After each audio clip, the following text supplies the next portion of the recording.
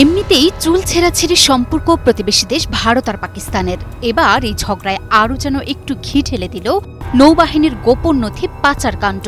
দেশের নৌবাহিনীর জাহাজের সংখ্যা থেকে শুরু করে আরও অনেক কিছুই চুপি চুপি পাচার হচ্ছিল প্রতিবেশী দেশে। আবার ধরাও পড়ে গেছে পুরো চক্র।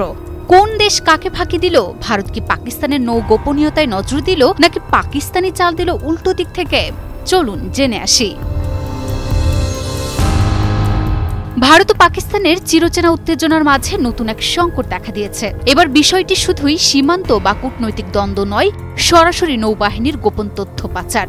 খবর পাওয়া গেছে, ভারত সরকার গুপ্ত নৌ প্রযুক্তি পাচারের চেষ্টা রুখে দিয়েছে এবং আটক করেছে 2 পাচারকারীদের, যারা পাকিস্তানের কাছে গুরুত্বপূর্ণ সামরিক তথ্য পৌঁছে দেওয়ার চেষ্টায় ছিল।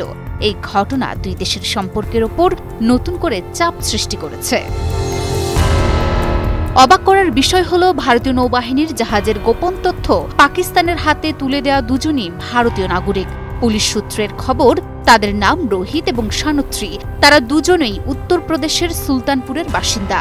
জাতীয় নিরাপত্তা ক্ষতিগ্রস্ত করার অভিযোগ এনে ইতিমধ্যেই গ্রেপ্তার করা হয়েছে তাদেরকে। আর তাদের কোচিন শিপইয়ার্ডের তথ্য পাচার করার অভিযোগে সন্দেহভাজন হিসেবে ধরা হয়েছে। এই শিপইয়ার্ড ভারতের বন্দর, নৌপথ ও শিপিং মন্ত্রণালয়ের অধীনে পরিচালিত হয়।